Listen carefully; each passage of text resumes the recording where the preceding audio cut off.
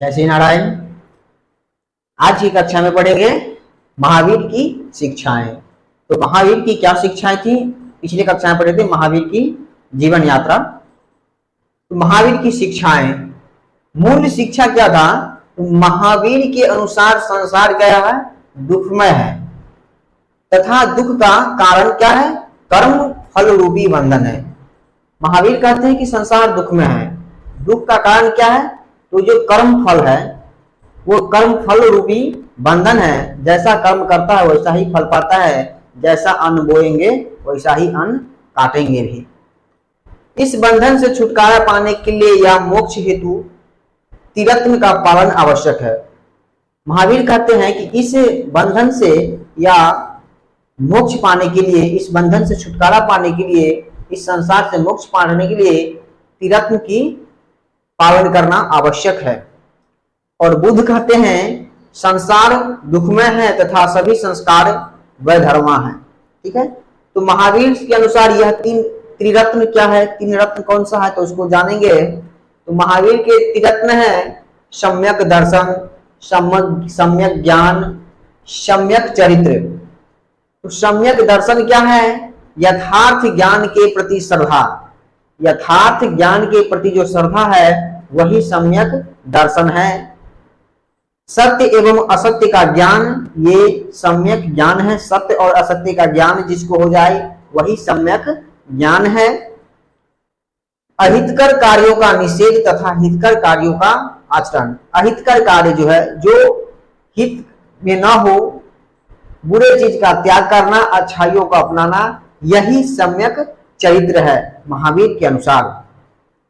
और महावीर ने 5 महाव्रत का जो उपदेश दिया है, वह 5 महाव्रत क्या है? तो पहला है अहिंसा, दूसरा है अमृषा, तीसरा है अस्तेय, चौथा है अपरिग्रह और 5वां है ब्रह्मचार्य। ठीक है, अहिंसा का मतलब हुआ हिंसा ना करना, किसी भी जीव का हिंसा नहीं करने, कीड़ा मकोड़ा हो चाहे कुछ भी हो, उसका किसी का भी हिंसा नहीं करना है। अमृषा, झूठ या असत्य नहीं बोलना है, झूठ बोलना नहीं है, असत्य बोलना नहीं है। तीसरा है अस्तेय। अस्तेय मतलब चोरी नहीं करना है, चोरी चपारी बिल्कुल नहीं करना है। चौथा है अपरिग्रह।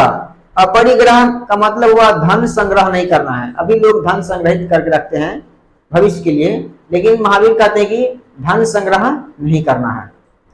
5वां है ब्रह्मचर्य। इसमें इंद्रिय निग्रह करना है, जो पंच इंद्रिय है उस पर जो काबू रखना है, आंख, जीवा इत्यादि जो चक्षु नेत्र हैं, जो 5 इंद्रिय हैं जो इसमें आते हैं, वो उस पर जो है सो नियंत्रण रखना है। इन 5 महाव्रतों में अहिंसा को जो है सो सर्वाधिक महत्व दिया गया है, क्योंकि अहिंसा नहीं करना है।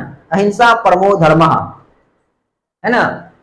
और अनुव्रत भी कहते हैं, महावीर कहते हैं अनुव्रत, इसका प्रावधान मुख्यतः गृहस्थ जीवन जीने वाले उपासकों के लिए किया गया है। तो 5 महाव्रत जो है, जो उनकी अनुयायी है करते हैं, और इसमें भी सरल उपाय जो है वो अनुव्रत है। अनुव्रत जो है उसमें जो गृहस्थ जीवन के जीवन के जो उपासक हैं, इनके जो गृहस्थ जीवन से जुड़े हुए हैं उनके लिए है अनुव्रत। और यह उससे काफी 5 महाव्रत है उससे काफी सरल है ना। तो इसका प्रावधान मुख्यतः गृहस्थ जीवन के उपासकों के लिए किया गया है तथा यह भिक्षुओं के द्वारा किए जाने वाले 5 महाव्रत से सरल है।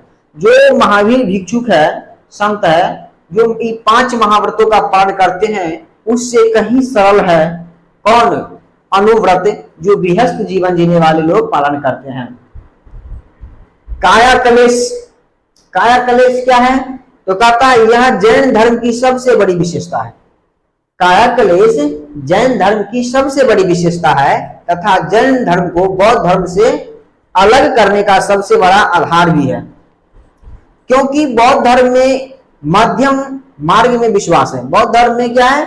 मध्यम मार्ग में विश्वास है। और काया कलेश के तहत संलेखना पद्धति या संथारा पद्धति, निषिद्ध पद्धति या समाधि मरण का विशेष उल्लेख किया गया है। किसमें? काया कलेश में। जिसमें उपासक द्वारा प्राण त्याग किया जाता है। क्या कहता है? जो उनकी उपासक है महावीर की, उनके द्वारा क्या कहता है? प्राण त्याग किया जाता है। प्राण त्याग कर कैसे किया जाता है? तो गला दबा करके नहीं, है ना, उपवास करके। उपवास करता है, उपवास करने में वो अन्न जल ग्रहण नहीं करते हैं, इसी तरह से अपने शरीर का त्याग कर देते हैं। तो उदाहरण के लिए आपको बता दें कि चंद्रगुप्त मौर्य ने श्रवण बेलगोला नामक एक जगह है कर्नाटक में, अपने जीवन के अंतिम वर्षों में इसी विधि के तहत प्राण त्याग किया था। किस विधि के तहत? तो जो बताए हैं कायाकल्प में महावीर ने कि उपवास द्वारा प्राण त्याग करना है, तो उन्होंने अन्न जल की त्याग कर दिया और उपवास रख लिया। अब उपवास के अन्न और जल हम ग्रहण नहीं करेंगे तो मेरा शरीर क्षीण होता जाएगा और एक दिन यह शरीर से जो प्राण तत्व है वो बाहर निकल जाएंगे। तो इसी विधि के द्वारा चंद्रगुप्त मौर्य ने श्रवण बेलगोला नामक गांव है एक कर्नाटक में, वहां जो है सो अपनी प्राण की त्याग किया था और अंतिम वर्षों में इसी विधि के द्वारा जो अपना प्राण त्याग किया।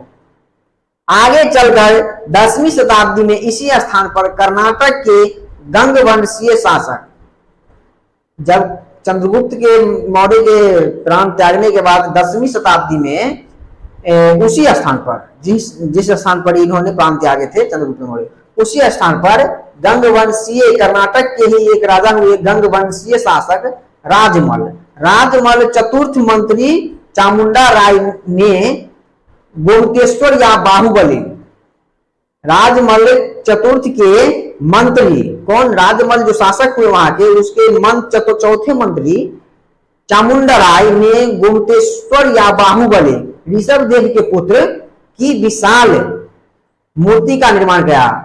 बाहुबली अर्थात ऋषभ देव के पुत्र, जो बाहुबली सिनेमा देखते हैं ना, बाहुबली और क्या क्या पात्र है उसमें वो पहले थे, है ना, तो उनके पुत्र ऋषभ देव के पुत्र की विशाल प्रतिमा जो है सो वहां बनवाया, है ना, उसकी निर्माण करवाया। और प्रत्येक 12 वर्ष पर जैन धर्म द्वारा वहां पर एक मेला लगाया जाता है, उत्सव मनाया जाता है। तो प्रत्येक 12 वर्ष पर महामस्तकाभिषेक नामक उत्सव मनाया जाता है। कहाँ? तो कर्नाटक में श्रवण बेलगोला नामक स्थान पर प्रत्येक 12 वर्ष में एक बार यह उत्सव वहां मनाया जाता है। ठीक है, तो ये था महावीर की शिक्षाएं। ठीक, मिलते हैं अगले कक्षा में। धन्यवाद।